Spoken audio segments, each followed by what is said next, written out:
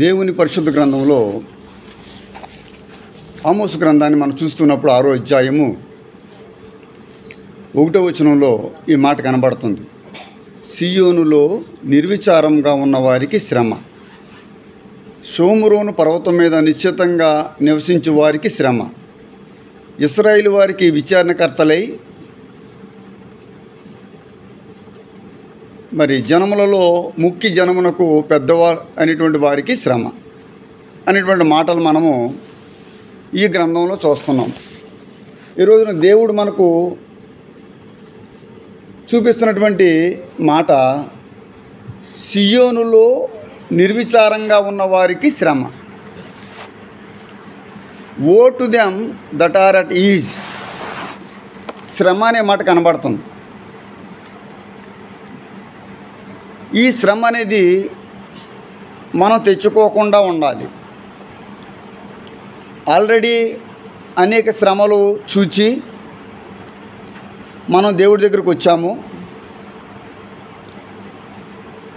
అనేక శ్రమల పాలు అయ్యాము. దేవుడి దగ్గరకు వచ్చిన తర్వాత మన శ్రమలన్నీ తీరతాయని వచ్చాము. కాబట్టి ఇక మనం శ్రమల్లోనికి ప్రవేశించకుండా ఉండాలి అనేటువంటి ఒక నిశ్చయత మీకు ఉంటే మీరందరూ నేర్చుకోవాల్సినటువంటి పాఠాన్ని దేవుడు ఇక్కడ మాట్లాడుతున్నాడు. మీరు నిర్విచారంగా ఉంటే మీకు శ్రమ. నిర్విచారము అంటే విచారం లేకపోవడం. విచారం అంటే దేని గురించి మనం విచారపడాలి, దేని గురించి ఈ యొక్క విచారం అనే విషయంలో దేవుడు చెప్పినట్టుగా మనం నడుచుకోవాలి. విచారించుట, విచారించి, విచారము, విచారణకర్త అనే 4 రకాల పదాలు బైబిల్లో వాడబడ్డాయి. తెలుగులో అన్ని చోట్ల విచారము, విచారం అనే ఉంది. కానీ ఇంగ్లీషులో ఈ విచారం అనే పదానికి రకరకాల స్థలాలలో ఉపయోగపడిన దానికి రకరకాలుగా ఇంగ్లీషులో సెంటెన్స్ ఇవ్వబడింది. బట్ ఓవరాల్గా తెలుగులోకి వచ్చేటప్పటికి విచారం అనేది విచారమే. విచారము అంటే బాధపడటం అని అందరూ అనుకుంటారు, అది ఒక మీనింగే. విచారము అంటే పశ్చాత్తాపడడం అనే విషయాన్ని కూడా మీరు గ్రహించుకోవాలి. విచారము అంటే ప్రశ్నించుకోవటం అనే విషయాన్ని మీరు నేర్చుకోవాలి. విచారము అంటే వినయముగా ఉండటం అనే విషయాన్ని తెలియజేస్తుందని మనం నేర్చుకోవాలి. ఇప్పుడు సియోనులో అంటే దేవునిలోకి వచ్చిన తర్వాత, సియోను అనేది దేవుని పట్టణానికి సాదృశ్యంగా ఉంది. సియోను అనేది దేవ జనాంగానికి సాదృశ్యంగా ఉంది. సియోను పర్వతమని, సియోను పట్టణమని, సియోను కుమార్తె అని పలు చోట్ల పలు విధాలుగా దేవుని గ్రంథము ప్రకటిస్తూ ఉన్నది. ఇప్పుడు సియోనులోనికి వచ్చిన నీవు ఏమి బాధ లేని దానిగా, ఏమి చింత లేని దానిగా, విచారంగా ఉండకపోవడానికి గల కారణము ఏమిటి? నువ్వు దేని గురించి విచారణ కలిగి ఉండాలని వాక్యం చెబుతుంది. మీకు బాగా అర్థం అవడానికే I want to show the Bible the words 1 Samuel 9th chapter and 5th వర్స్లో చూసినప్పుడు, నా తండ్రి మన కొరకు విచారపట్ను ఏమో అనేటువంటి మాట మనకు కనబడుతుంది. లేఖనాలలో కీషు కుమారుడు అనేటువంటి సౌలు అనేటువంటి ఒక వ్యక్తి మందను మేపుతూ ఉన్నాడు. దానిలో కొన్ని గాడిదలు తప్పిపోతుంటున్నాయి. ఈ గాడిదలు తప్పిపోయాయి, మన తండ్రికి లెక్క చెప్పాలి కదా అని సౌలుతో ఉన్నటువంటి పనివాడు గాడిదలు వెతుక్కుంటూ ఉన్నారు. తప్పిపోయిన గాడిదలు వెతుక్కుంటున్నాడు. ఇక అవి కొన్ని రోజులు అయ్యేటప్పటికి దొరకలేదు. అప్పుడు సౌలు ఒక మాట అంటాడు, అంటే యజమాని కుమారుడు, ఏమయ్యా, ఇన్ని రోజుల నుంచి మనం గాడిదలు వెతుకుతున్నాం కానీ గాడిదలు మనకు దొరకలేదు. గాడిదల సంగతి దేవుడు ఎరుగు. నా తండ్రి మన ఇద్దరి గురించి అక్కడ విచారిస్తున్నాడు. అంటే బాధపడవచ్చు. మనము గాడిదలను తోలుకుని చాలా రోజులైంది ఇక్కడికి వచ్చి, గాడిదలు కొన్ని కనబడటం లేదని మనం చాలా డేస్ ఇక్కడే ఉండిపోయాం. మనం తగిన సమయంలోనే మళ్ళీ తండ్రి దగ్గరికి గాడిద మనం తీసుకువెళ్ళాలి కదా, మనం లెక్క చెప్పాలి కదా. ఒకవేళ పోయిందంటే పోయిందని చెబుతాం. మనం వెళ్ళకపోతే మనం ఏమైనా అయిపోయిందేమో నీ తండ్రి అనుకోవచ్చు. మన తండ్రి మన గురించి విచారిస్తున్నాడు బహుశా. ఆ పదములో మనం చూస్తున్నప్పుడు సౌలు తండ్రి కీషు వీరిద్దరి గురించి విచారిస్తున్నాడు. విచారం, ఎంక్వైరీ అనొచ్చు, బాధ అనొచ్చు, వేదన పడుతూ ఉండొచ్చు అనొచ్చు, ఏదని అనుకోవచ్చు. ఇప్పుడు కీషు అనేటువంటి వ్యక్తి ఎలాగా తన కుమారుడు గురించి పనివాడి గురించి ఇంకా రాలేదేమిటి అని విచారపడుతున్నాడో, అట్లాగా మన పరలోకపు తండ్రి తన బిడ్డలో తన సన్నిధికి ఇంకా రాలేదని ఆయన విచారం వ్యక్తం చేస్తున్నాడు. తన కుమారుని పంపించి తన కుమారుని మనందరి కోసం ఆయన శిలువలో మరణింపజేసి ఉన్నప్పటికీ కూడా జనులు తెలుసుకోకపోవడాన్ని బట్టి ఆయన విచారం కలిగి ఉన్నాడు. తండ్రి విచారం కలిగి ఉన్నాడు కానీ పిల్లలకు విచారం లేదు. పరలోకపు తండ్రి విచారపడుతున్నాడు కానీ ఈ లోకస్తులు ఎవరికి విచారం లేదు. ఈ సంఘ నాయకుడు విచారపడుతున్నాడు కానీ నీకు విచారం లేదు. నీ సంఘం ఏమైపోతే నీకేమిటి? నీ సంసారం ఒకటే నీకు కావాలా? దేవుడి మందిరం ఏమైపోతే నీకేమిటి? నీ పని చక్కబడాలి. ఇప్పుడు నీకు రాబోతుంది ఏమిటి అని ఇండైరెక్ట్గా దేవుని ఒక వాక్యం చూపిస్తుందంటే నీకు శ్రమ రాబోతుంది. నిన్ను ఆ శ్రమలో నుంచి తప్పించేవాడు ఎవడో ఉండడు. ఎందుకంటే నిన్ను ఆ శ్రమకు అప్పచెప్పింది దేవుడే. ఇబ్బంది కొలమిలో నుండి నిన్ను బయటకు లాగి తప్పించి రక్షించిన తర్వాత కూడా నీవు సియోనులోకి వచ్చిన నీవు దేవుని విషయంలో, పరలోక రాజ్యం విషయంలో, భూలోకంలో తప్పిపోతున్న ఆత్మల కొరకు చేతుల పైకెత్తి స్తోత్రం చెప్పండి. నశించిపోతున్న ఆత్మల కొరకు నీకు భారం లేదు, చింత లేదు, విచారం లేదు. సంఘం గురించి నీకు విచారం లేదు. నీ కుటుంబస్తులు అందరూ సర్వనాశనం అయిపోతున్నారు. దాంట్లో ఒక్కరు కూడా రక్షణ పొందలేదు. నీ బంధువుల్లో నాట్ ఎ సింగిల్ మ్యాన్. నీ చేత్తో నవభ్యుడు, నీ చేత్తో ఒక్క మనిషి నువ్వు రక్షించలేవు. కార్యక్రమాలన్నింటినీ చక్కబెట్టుకోవడానికి నీకున్న ఓపిక, ఆత్మల భారంతో ప్రార్థన చేసే ఓపిక నీకు లేదు. నీకు విచారం లేదు. అయ్యో దేవుడి మందిరం నాశనం అయిపోతుంది, దేవుడి మందిరం కాలిపోతుంది, దేవుడి మందిరం కూలిపోతుంది, ప్రాకారాలు కూలిపోయాయి, నేను ప్రార్థన చేయాలి. ప్రాకారాలు కూలిపోతే నెహెమీకున్న విచారం ఎంత గొప్పదో సర్వ క్రైస్తవ లోకం తెలుసుకోవాలి. నా తండ్రి మన కొరకు విచారపడునేమో అంటున్నాడు. మరి నీ కొరకు నీ పరలోకపు తండ్రి విచారపడ్డా? నువ్వు ప్రార్థన చేయకపోతే ఆయన విచారంలోకి గెంటేసినట్టు లెక్కను. నువ్వు కడుపు నిండా తిని నీ చేతికి వచ్చిన పని సంపూర్ణంగా చక్కబెట్టుకుని హ్యాపీగా రోజంతా చుట్టాల పని, నీ పని, అందరి పని, సమాజంలో ఉన్న పని, నేను పిలిచిన వాళ్ళ పని అన్నీ సంపూర్ణంగా చేసి పెడుతున్నావు. You are satisfying all the people except God. ఒక్క దేవుణ్ణి తప్ప. చేతుల పైకెత్తు. స్తోత్రం, స్తోత్రం, స్తోత్రం, స్తోత్రం, స్తుతి, స్తుతి, స్తుతి, స్తుతి, స్తోత్రం, స్తోత్రం.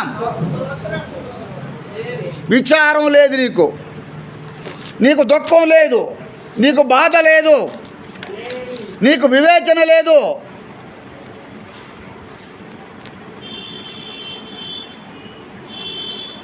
దేవునితో కలిపి నువ్వు దేవుని పని చేయలేకపోతున్నావు. నీకు దేవుని రాజ్యం అక్కర్లేదు. సియోనులో నిర్విచారంగా అంటే ఈజీగా ఏముంది? మందిరం వెళ్ళకపోతే నీకేముండదు. నీకేమవుతుంది?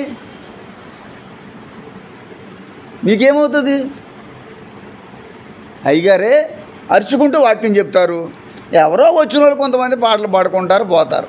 నీకేమైంది? నువ్వు కానుక ఇవ్వకపోతే నువ్వేం బాధపడవు. మందిరంలో జనాంగం కొరకు నీకు ప్రార్థనా భారం లేదు. నీ మీద నువ్వు పెట్టుకున్నది ఆర్థిక భారం, కుటుంబ భారం, అప్పుల భారం, ఆరోగ్య భారం. నీకు వివేచన లేదు, నీవు చెప్పింది ఆలకించవు.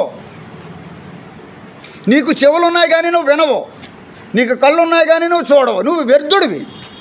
You are useless fellow, you are of no use. నువ్వు దేవుడికి ఏం ఉపయోగపడవు. నీ బతుకు పైన పటారం, లోన్లు అటారం. నువ్వు దేవుడిని ఎందుకు కొలవాలో నీకు ఇప్పటివరకు అర్థం కాలేదు. ఇంత వయసు వచ్చినప్పటికి దేవుని ఎలా కొలవాలో కూడా నీకు తెలియదు. దేవుడిలో నీకు స్థిరమైన జీవితం లేదు. దేవుడి కొరకు నువ్వు బలంగా నిలబడలేకపోతున్నావు. నీ కొరకు బలమైన కార్యాలు దేవుడు ఎందుకు చేస్తాడు?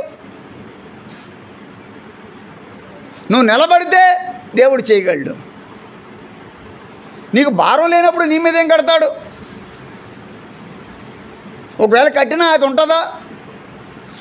ఒక అవివేకి, ఒక పిచ్చివాడికి మన సింహాసనంలో కూర్చోబెడితే ఆ పిచ్చోడు ఆ సింహాసనం విలువ తెలియదు ఆడికి. ఒక పిచ్చోడికి ఈ మాత్రం వజ్రం ఇచ్చినా దాని విలువ వాడికి తెలియదు కాబట్టి అది విసిరేస్తాడు. అందుచేత ఒక వాక్యం చెప్తుంది, పందులకు దగ్గర ముత్యాలు వేయకండి. ఎందుకంటే పందులకి ముత్యాల విలువ తెలియదు, అవి తొక్కేస్తాయి. పరీక్షించుకో నువ్వే. నీకు ఎంతకాలం కావాలా నిన్ను నువ్వు పరీక్షించుకోవడానికి? సియోనులో నిర్విచారంగా ఉన్న వారికి శ్రమ. నీవు శ్రమలో పడబోతున్నావు అని ప్రవచనాత్మకంగా దేవుడు మాట్లాడుతున్నాడు. ఎందుకంటే అన్ని విషయాలలో అమ్మో ఈవేళ కరెంటు బిల్లు కట్టాలి, లాస్ట్ డే అయిపోయింది, లేకపోతే పన్ను పడుతుంది, ట్యాక్స్ పడుతుంది, ఫైన్ పడుతుంది,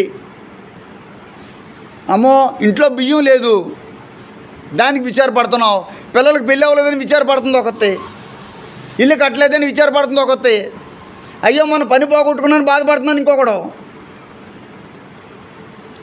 దేవుని సంఘం వేరు, నువ్వు వేరు. నువ్వు పేరుకు మట్టిగా జీవిస్తున్నావు కానీ నువ్వు జీరో, యు ఆర్ జీరో.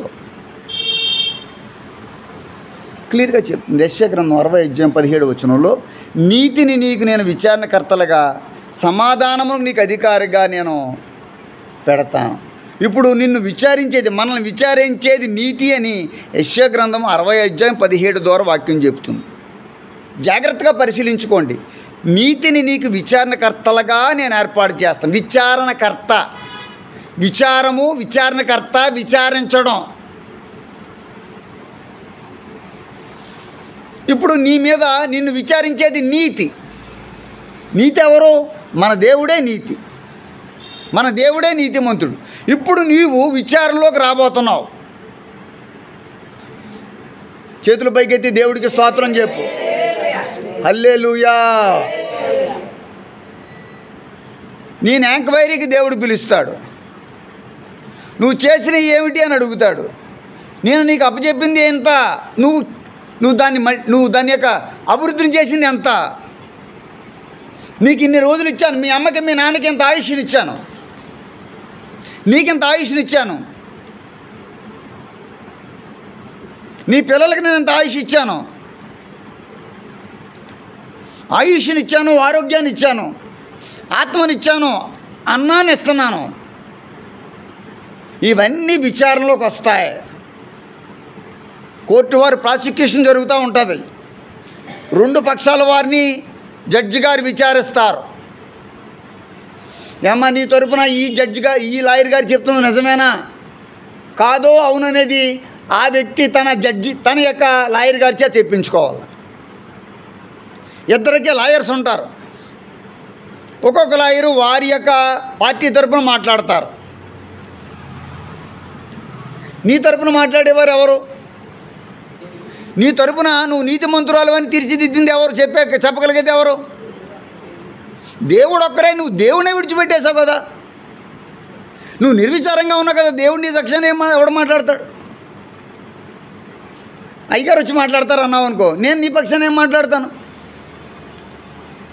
నువ్వు ఏం చేసావని నీ పక్షాన్ని నేను మాట్లాడతాను.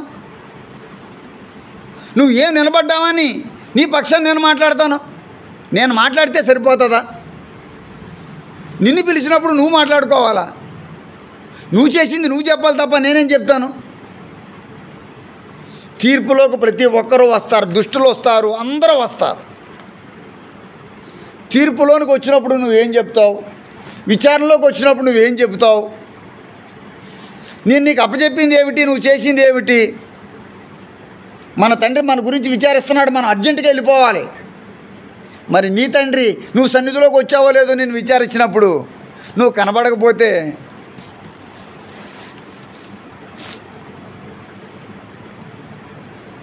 మరి ఆయన నీ మీద తీసుకొచ్చేది ఏంటో గమనించుకున్నావు ఎప్పుడైనా?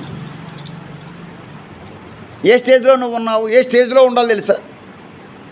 దానియేలు అనే వ్యక్తి రాజుగారికి అత్యంత ఆప్తుడైపోయాడు. ఒకరోజు వచ్చేటప్పటికి దానియేలు ఉన్నతమైన స్థితిలోకి వచ్చేసాడు. అలాగని చేతుల పైకెత్తి దేవుడికి స్తోత్రం చెప్పండి. తన స్నేహితులను మర్చిపోలేదు.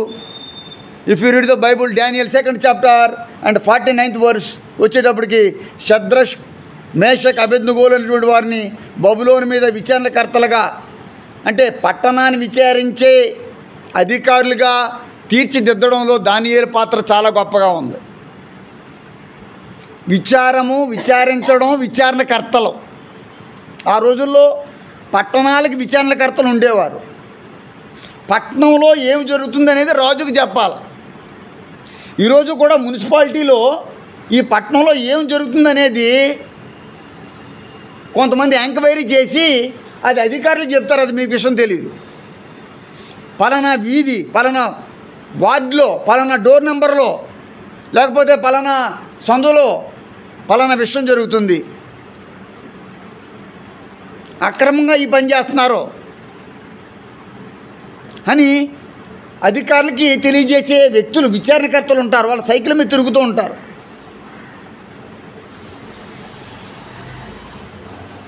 అలాగా షద్రకు, మేషకు, అబేద్నెగోలు అనేటువంటి వారిని ఆ పట్టణానికి విచారణకర్తలుగా చేసింది తన స్నేహితుడైన దానియేలే. అంటే దానియేలు ఎంత గొప్ప స్టేజ్లో ఉన్నాడో ఆలోచించాలి.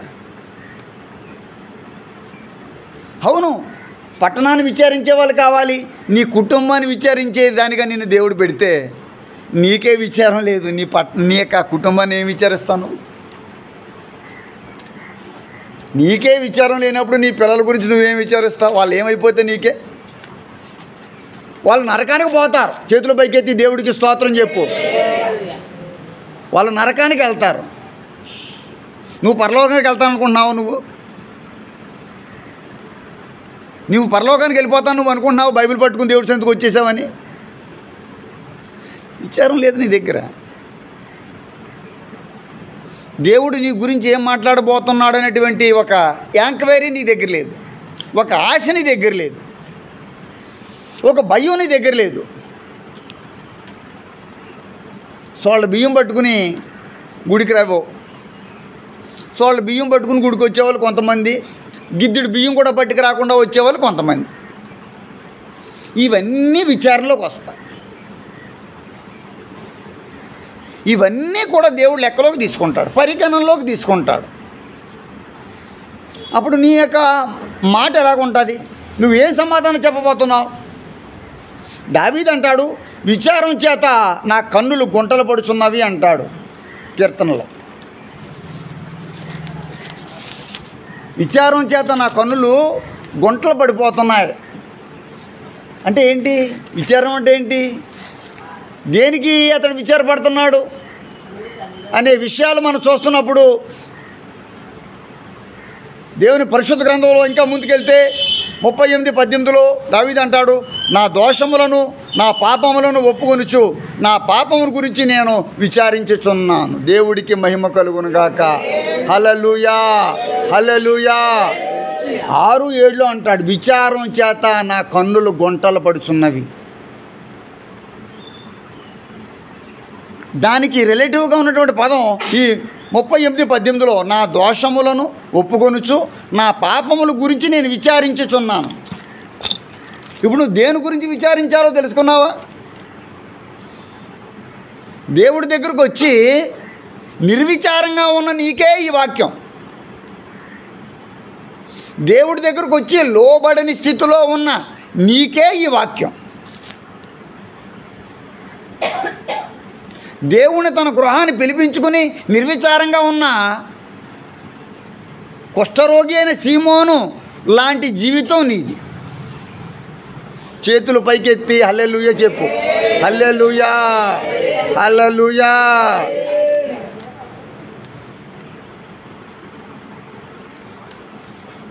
దేవుడి సన్నిధిలోకి వస్తారు, నిర్విచారంగా ఉంటారు, విన్న వాక్యాన్ని అర్థం చేసుకోరు, విన్న వాక్య ప్రకారం జీవించరు. నిర్విచారమైన జీవితం అంటే ఇదే. ఒక్కసారి దేవుడు మాట్లాడిన తర్వాత నీ బ్రతుకు కాలం అంతా నువ్వు దేవుడికి లోబడి ఉండాలి. ఒక్కసారి మాట్లాడాడు జక్కయ్యతో, జక్కయ్య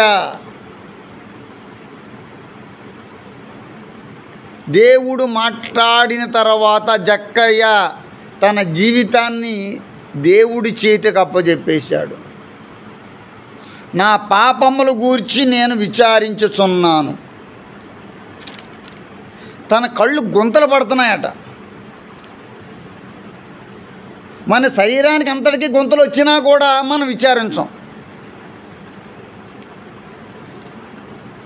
70-80 ఏళ్ళు వచ్చేసినా మన పాపాల స్థితి గురించి దేవుడి దగ్గర ఏమాత్రం విచారం వ్యక్తం చేయం. దేవా నేను పాపిని. కుడివైపునున్న దొంగ, ఎడమవైపునున్న దొంగ, ఎవరిలో విచారం ఉంది అని చూసినప్పుడు కుడివైపునున్న దొంగలో తాను చేసిన పాపాలు బట్టి అతడు పశ్చాత్తాపడుతున్నాడు.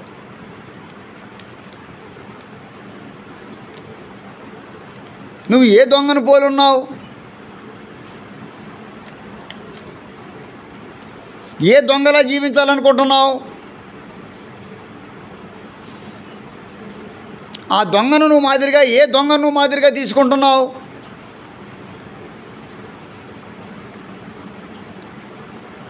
మనుషుల దగ్గర ముసుగేసుకుని కప్పుకుని వెళ్ళిపోతే ఎవరో కనిపెట్టలేరు. కానీ ఎంతకాలం నువ్వు దేవుడి దగ్గర ముసుగేసుకుని జీవిస్తావు? ఎంతకాలం భయం లేని జీవితం జీవిస్తావు?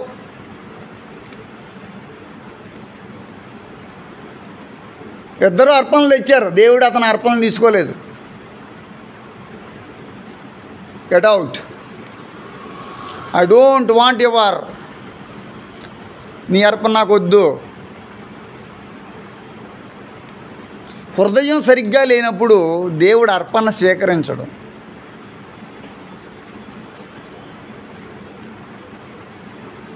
నీ హృదయం సరిగ్గా లేకపోతే నీ అర్పణ దేవుడు స్వీకరించడు. నీ హృదయ స్థితి గురించి నీకు విచారం లేదు. నీ ఆరోగ్యం గురించి నువ్వు విచారపడుతున్నావు. బీపీ ఉందని, షుగర్ ఉందని, లేదా థైరాయిడ్ ఉందని, ఇంకొకటి ఉందని, గ్యాస్ట్రిక్ ఉందని. దేని గురించి నీకు విచారం లేదంటే ఆత్మ విషయంలో అయ్యో నేను ఎదగలేకపోతున్నాను అనే ఒక యాంగ్జైనెస్ లేదు నీకు, ఒక యాంగ్జైటీ లేదు. ఎంత వయసు నీకు వచ్చింది? ఎప్పటి నుంచి నువ్వు దేవుడిని నమ్ముకుంటున్నావు? నువ్వు ఎక్కిన స్టేజ్ ఏది? ఏమిటి ఎక్కావు? ఎంతమందిని రక్షించావు? వాక్యానికి నువ్వు లోబడే జీవితం నీ దగ్గర ఎక్కడ ఉంది? వాక్యం చదివితే సరిపోదు, వాక్యాన్ని వింటే సరిపోదు, వాక్యాన్ని నేర్చుకున్నంత మాత్రం గొప్ప విషయం ఏం కాదు. వాక్య ప్రకారం గైకొనువాడు మరింత ధన్యుడు. నువ్వు ఎక్కడ జీవిస్తున్నావు? నీకు దేవుడు అంటే భయం లేదు కదా.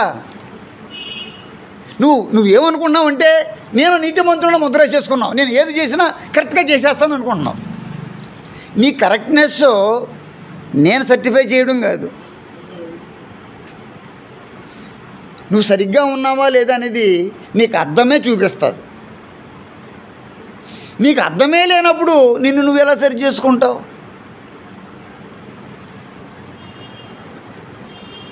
వాక్యం అనే అర్థం నీ దగ్గర ఉంటే, వాక్యాన్ని దగ్గరకు నువ్వు వస్తే నువ్వు సరి చేయబడడానికి అవకాశం ఉంది. లోబడి జీవితం ఉందా నీకు? రెగ్యులర్గా వచ్చేవారు ఎవరైతే రెగ్యులారిటీ మెయింటైన్ లేదో వాళ్ళందరూ చనిపోయారు. లక్ష్మణరావు అనే అతన్ని నేను గుడికి రెగ్యులర్గా రావాలి, మీరు రక్షింపడ్డారన్నాను. అలాగేనండి అయ్యగారు వచ్చేస్తాననేవాడు. రామచంద్రరావు నాయుడు, మనుషుని చూపిస్తున్నాను అనుకోవద్దు. మందిరాన్ని విడిచిపెట్టిన వారు, మందిరాన్ని మరిచిన వారు,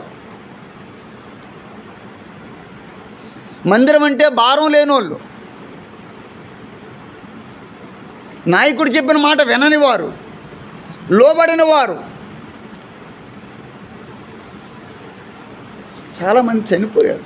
నశించిపోవడం కాదు, చచ్చిపోయారు. చాలా విచారం.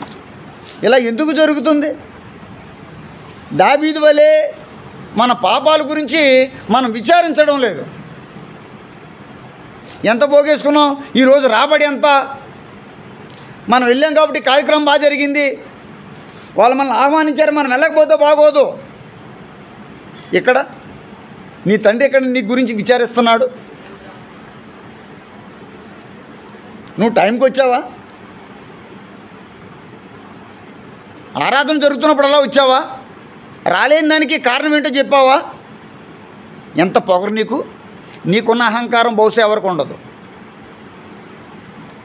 నీకున్న గర్వం ఎవరికి ఉండదు.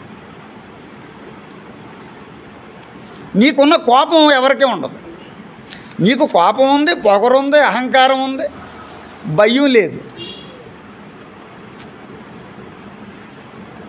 చేతులు పైకెత్తి దేవుడికి స్తోత్రం చెప్పండి.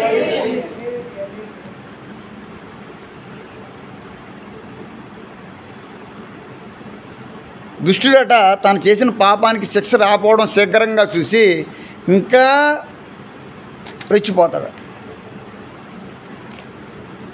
శిక్ష విధించడం దేవుడి కష్టం కాదు. శిక్ష నుండి తప్పించాలని ప్రయత్నంలో భాగంగా నువ్వు రక్షించబడుతున్నావు, కానీ నిన్ను శిక్షించడం దేవుడికి పెద్ద గొప్ప విషయం కానే కాదు. యోనా గ్రంథంలో ఒక చిన్న సంఘటన ఒకటి జరిగింది. దాని మీద కాన్సన్ట్రేషన్ ఎవరు చేయరు. యోనా అనగానే తిమింగలం, సముద్రం, చేప, నినివే పట్టణం, తర్షీషు పట్టణం అనుకుంటారు. అది కాకుండా చేతుల పైకెత్తి దేవుడికి స్తోత్రం చెప్పు. హల్లెలూయా, హల్లెలూయా. దానిలో ఒక సొర చెట్టు పార్ట్ ఒకటి ఉంటుంది. దేవుడు ఒక రాత్రికే సొర చెట్టును లేపేస్తాడు. ఆ సొర చెట్టు తెల్లారేసరికి పాడైపోతుంది. ఇప్పుడు ఈ యోనా గ్రంథంలో మనకి చూస్తున్నప్పుడు 4:10లో చెట్టు విషయంలో యోనా విచారం పడుతున్నాడట, అంటే బాధపడిపోతున్నాడట. తాను నాటని చెట్టు పెద్దదైపోయింది, నీడనిచ్చింది, అంతలో అది పోయింది. ఆ చెట్టు గురించి విచారిస్తున్నాడు, కానీ దేవుడు అతనికి వార్నింగ్ ఇవ్వడానికే ఈ యొక్క సంఘటన చూపించాడు. అతడు దేని గురించి చూస్తున్నాడంటే అనుకుంటున్నారు మీరు? దేవుడు నినివే పట్టణం మీద ఉగ్రతను తీసుకొస్తానన్నాడు, ఇంకా తీసుకురావడం లేదు ఏమిటి అని చూస్తున్నాడట. యోనాలో ఉన్న సెకండ్ యాంగిల్, దేవుడు చెప్పాడు కదా ఉగ్రతను తీసుకొస్తానని, ఇంకా రావడం లేదేమిటి? ఉగ్రత రాదు ఆ పట్టణం మీదకి. ఎందుకు అంటే ఆ పట్టణస్థులందరూ మారు మనసు పొందారు. ఉగ్రత వస్తుందని చెప్పింది దేవుడే, ఉగ్రత ఆపింది దేవుడే. ఉగ్రత ఆపబడ్డానికి గల కారణం వారు లోబడ్డారు, నువ్వు లోబడలేదు.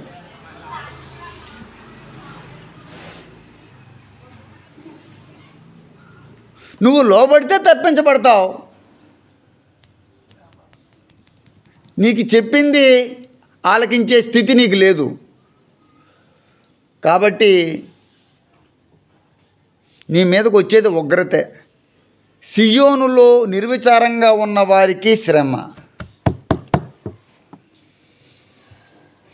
శ్రమ అనేదికి శ్రమకు మూల కారణం నిన్ను నీవు స్వపరీక్ష చేసుకోకపోవడం,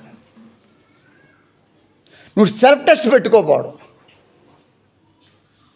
ఎంత స్థితికి నువ్వు ఎదగాలి తెలుసా?